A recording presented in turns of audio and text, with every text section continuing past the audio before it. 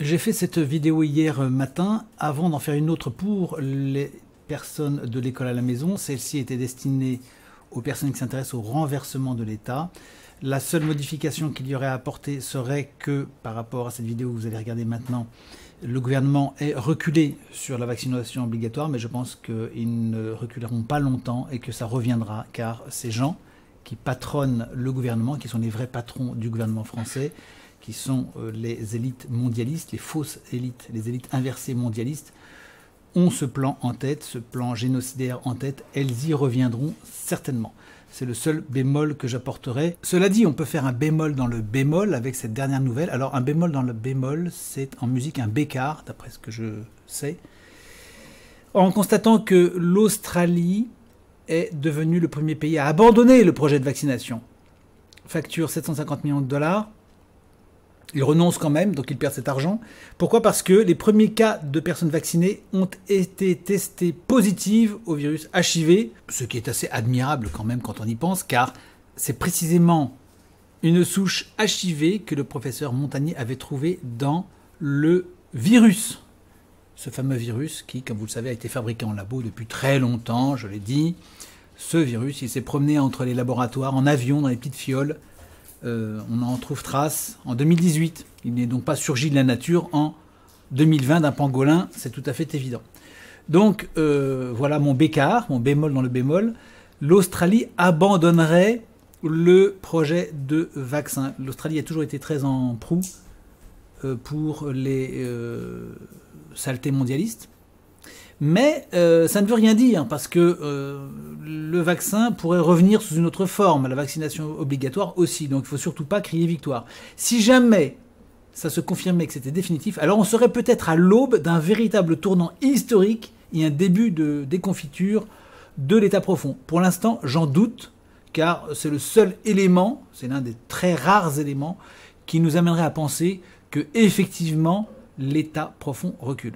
Et puis peut-être aussi, peut-être, avec un point d'interrogation, la démission de M. Bergoglio, le pseudo-pape, qui n'est plus, selon le droit canon, dès lors qu'il a prononcé les premiers mots qui le qualifiaient comme étant quelqu'un qui ne pouvait être un prêtre. Donc ce monsieur aurait démissionné, ce qui serait une bonne nouvelle. À part cela, tout le reste de la vidéo, que je n'ai pas pu publier sur le coup, parce que je voulais attendre que minuit soit passé pour qu'on puisse dire que le 21 décembre n'avait rien produit d'extraordinaire. Donc j'ai préféré avoir cette prudence, ne pas l'envoyer tout de suite sur la chaîne. Donc je le fais maintenant, après digestion, et donc avec la vidéo que je vous ai faite spécifiquement dans le cadre du renversement. Aujourd'hui est un jour parfait pour vous faire un certain nombre de communications qui modifient la donne. Première chose, le gouvernement Castex a donc décidé de présenter à l'Assemblée nationale un projet de loi incluant ce qui peut s'apparenter à une obligation vaccinale, c'est-à-dire que vous aurez désormais un document, passeport vert ou autre chose, qui vous permettra, si vous êtes vacciné, d'accéder à des emplois, des transports, etc. et vous en privera si vous n'en êtes pas pourvu. Donc on a un très sérieux problème, nous sommes passés, vous le savez, en dictature, c'est encore plus évident aujourd'hui, donc on va vous forcer à vous faire vacciner.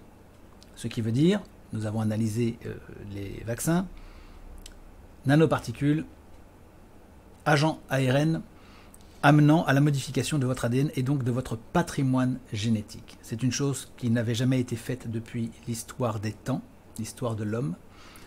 Jamais, jamais, jamais, depuis l'origine des temps, nous n'avions été confrontés à une telle barbarie. Donc l'heure est extrêmement grave de ce point de vue. Ce qui n'est pas très rassurant, je vais revenir sur chacun des points rapidement pour vous esquisser des solutions. Ce qui n'est pas très rassurant, c'est que du côté de la Russie et des États-Unis, les nouvelles ne sont pas bonnes. D'abord du côté des États-Unis, comme vous l'avez vu, il ne s'est strictement rien passé, malgré toutes les annonces qu'on nous a faites. Du côté de QAnon, la réalité est là, il ne s'est rien passé. Cela fait une douzaine de dates qu'on nous annonce comme étant absolument cruciales et fatales dans le nettoiement des pays occidentaux. Ce nettoiement supposé n'a jamais eu lieu. Il n'y a pas eu les arrestations qu'on nous a annoncées. Il y a eu bel et bien des déploiements de troupes américains, mais ils n'ont pas servi à démanteler l'État profond. À part quelques individus arrêtés pour des questions de droit commun, la grande opération ne s'est pas produite. J'attire votre attention sur ce fait que cette série d'informations qu'on nous a servies à grand renfort de bruit n'a pas amené les éléments escomptés. Par conséquent, je vous pose la question de la possible manipulation de la part de l'État profond qui aurait, possiblement, créé un avatar en faisant croire qu'il avait la solution, qu'une solution était là, de destruction de l'État profond, alors qu'en réalité, à ce jour, 21 décembre, il ne s'est rien passé. Il n'y a rien eu en octobre, qui devait être l'octobre rouge. Il n'y a rien eu en novembre. Et pour l'heure, c'est plutôt le camp Trump qui a un problème plutôt qu'autre chose. Par conséquent, je suis plus que circonspect. J'étais déjà assez prudent, quoique évidemment très favorable à un éventuel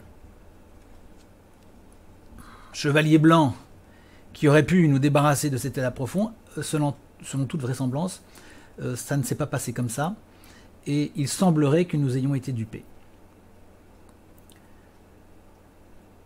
Je veux rester prudent, évidemment, je ne veux rien affirmer, mais en tout cas, j'attire l'attention à tous ceux qui travaillent sur la question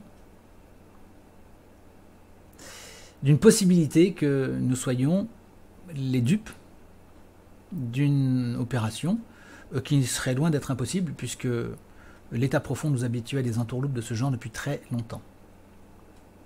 Ne serait-ce que déjà avec le 11 septembre bien connu, l'affaire du Pentagone, tout ce que vous savez sur le 11 septembre, il n'y a pas besoin d'y revenir. Bon, donc nous devons admettre qu'il n'y aura probablement pas de salut de la part des États-Unis. En tout cas, rien ne s'est produit jusqu'ici comme on nous l'a annoncé. Fausse annonce.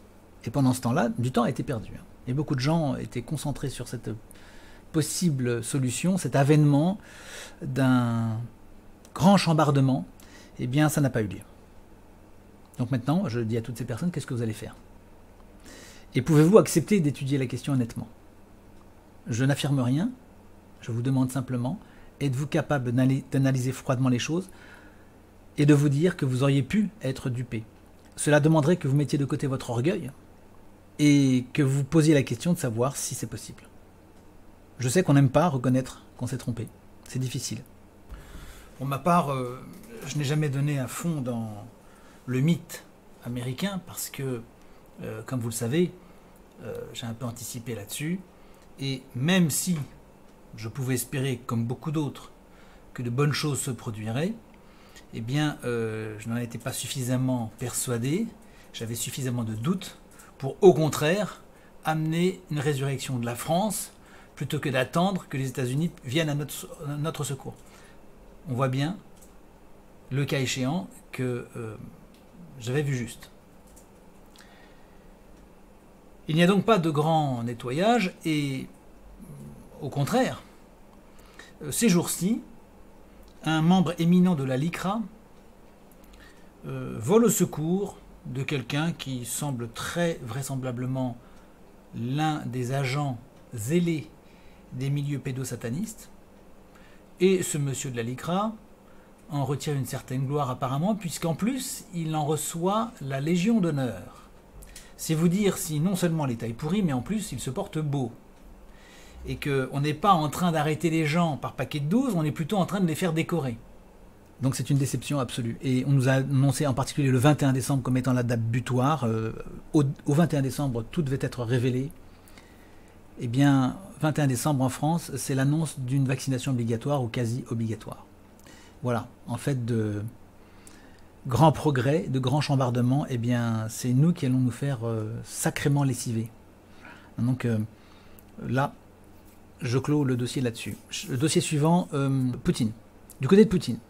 Alors certes, l'entourage de Poutine et M. Poutine lui-même déclarent être tout à fait opposés à cette pandémie qu'ils décrivent les uns les autres parfaitement comme étant un subterfuge et une tentative de génocide et de contrôle des populations. Ce qui est tout à fait évident. Avec tous les éléments qu'on a, ça ne fait pas de doute. On reviendra d'ailleurs sur ce sujet en quelques secondes. Mais remarquez que RT France, qui est censé relayer l'opinion de la Russie, il me semble que c'est Russia Today, la Russie aujourd'hui, donc RT France, la chaîne de télévision, relaie exactement le discours des masses médias, des gros médias mainstream au sujet de cette pandémie. Là, je m'interroge, quand même.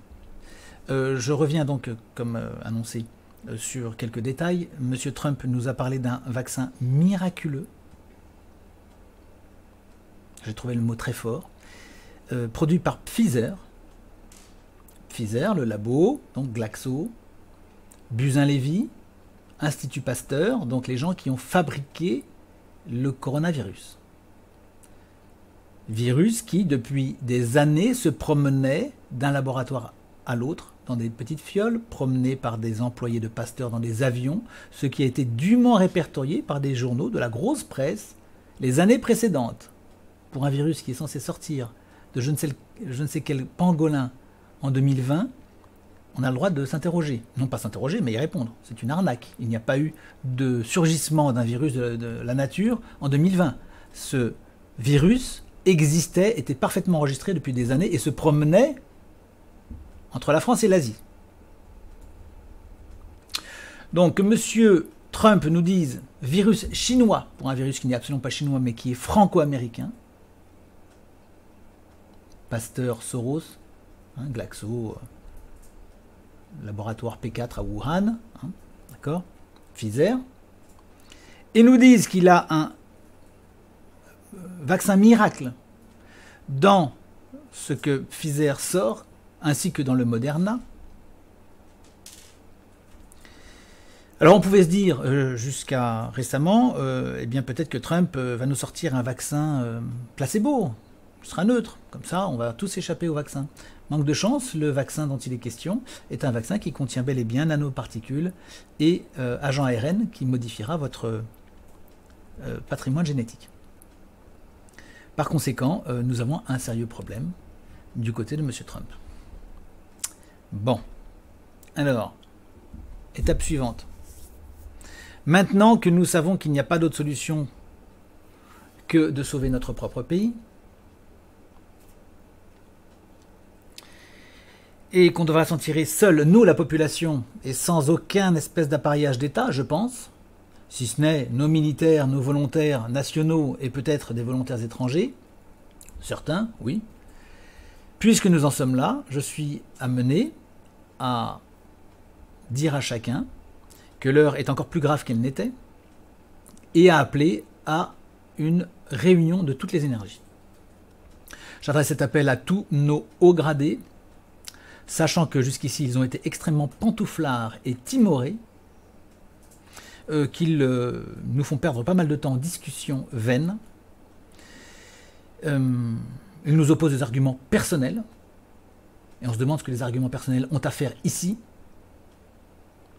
que je les appelle à l'abnégation, je les appelle au service de l'État, ce qui est leur devoir fondamental, et l'État naturellement c'est le peuple. J'appelle à l'union de tous ceux qui voient le problème arriver,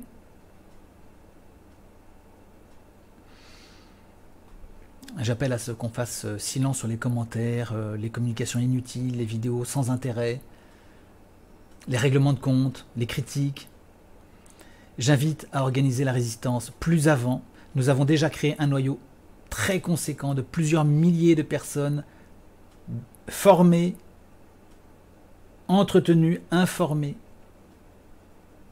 duquel peut surgir un véritable retournement. Nous avons créé cet instrument, cette résistance, nous l'avons créée, maintenant elle existe, elle est concrète. Donc j'invite tous ceux qui le peuvent, j'invite des gens qui, d'une manière ou d'une autre, ont été dans cette dissidence, dans cette opposition au système de manière assez charpentée, en ayant pris des risques, politiques, essayistes, patrons de presse, tout le monde, population comprise, blogueurs, tous ceux qui sont conscients du problème, de la gravité de l'heure,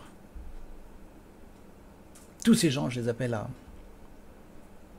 d'une manière ou d'une autre, si ce n'est rejoindre, au moins favoriser cette résistance concrète, active, qui à un moment donné ira à l'action et mènera cette action que nous souhaitons de renversement. Parce que les mots ne suffisent plus maintenant.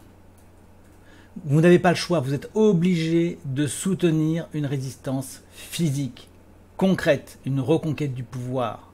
Il faut que ce soit marqué dans les textes, dans le droit. Il faut renverser ce pouvoir. Il faut que ça se fasse et que institutionnellement, ce pouvoir soit déchu, défait et qu'un autre y succède.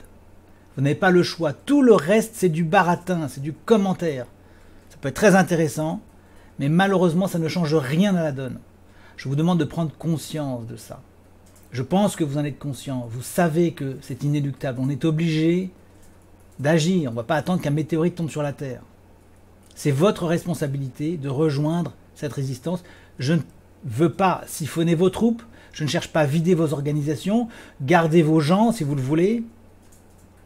Restez là où vous êtes, mais associez-vous à notre démarche. Favorisez notre reconquête. Faites tout votre nécessaire parce que vous n'aurez pas d'autre alternative. Vous n'avez pas une autre organisation actuellement en France, c'est-à-dire qu'ils soient capables d'assurer les intérêts de la France, qui puisse faire le travail.